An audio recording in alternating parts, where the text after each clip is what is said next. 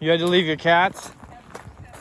Oh my goodness. So I got cat food and come out every day, and nobody's even seen them, and I know they got out. Yeah. They're strong, they're healthy, and I know they're somewhere. Okay. Well, I'm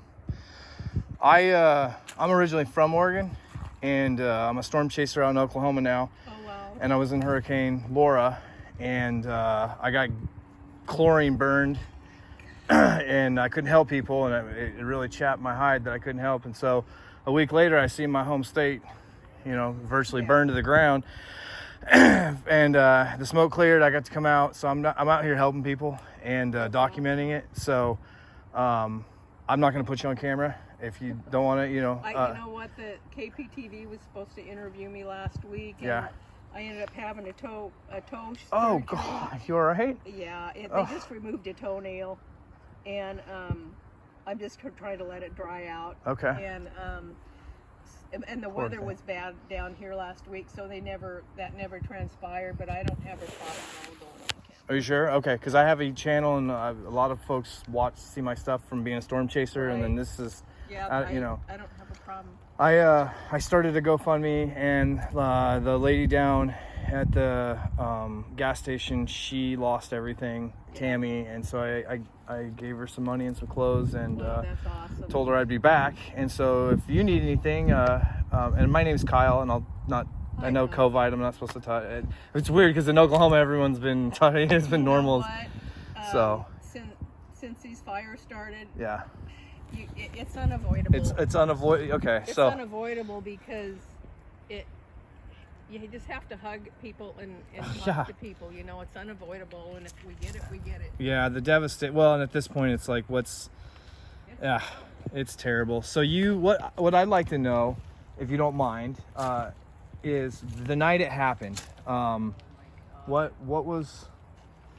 You don't mind being on camera? Okay, because thousands of people are going to see this. So okay, I'm going to go ahead and turn the camera. In your name? My name's Brenda. Brenda, thank you. I appreciate it. I know this couldn't be any worse situation to meet under. Yeah, it's crazy. Tell me about that night. So actually my husband had got up to go to work, and the Sunday night the winds were blowing so hard, and it was 80 degrees out at 11 o'clock that night. Right, or the conditions were weird, so we went to bed, and he got up 6 o'clock, went to work, and then I had be in the middle of a flare of a diverticulitis, and we had no power out here, so I couldn't call, I couldn't get any information. I had 9 notifications on my phone I didn't get because there was no power. So once I got into Lincoln City, all these notifications started coming through about it, but I had a phone message from my best friend in La Grande, Oregon, saying they saw it was fires on the TV, or are we okay? That's the first I heard, because all the notifications didn't come through. Nothing came through. They came through about 1 o'clock in the morning, evacuating people, our bedrooms clear in the back. We didn't hear it. So he got up and went to work. I went into town. When I found that, I was like, what's going on? I tried to get home. I'm in my nightgown and my flip-flops. I couldn't get back. Oh, wow. So I ended up going up Direct Drive here, and that's how I got through. And then my husband had come home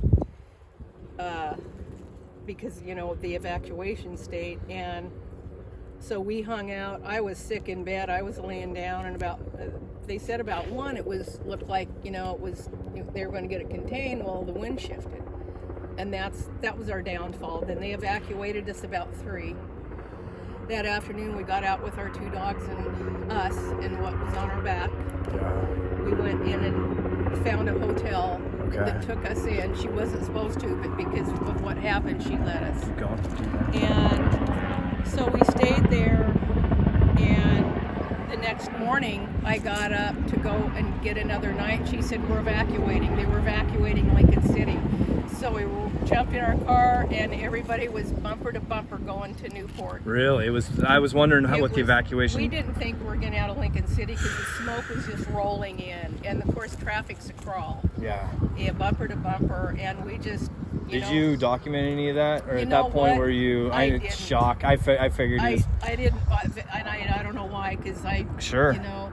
Yeah. And so it took us a couple hours to get to Newport, which is normally a half hour. Right. Wow. So Yeah. you're talking a couple hours for a 28-mile drive or Yeah. whatever. And it took people 7 hours that didn't get out as fast as we did. It took them 7 hours to get down there later. We ended up getting, my husband got on the phone with his insurance.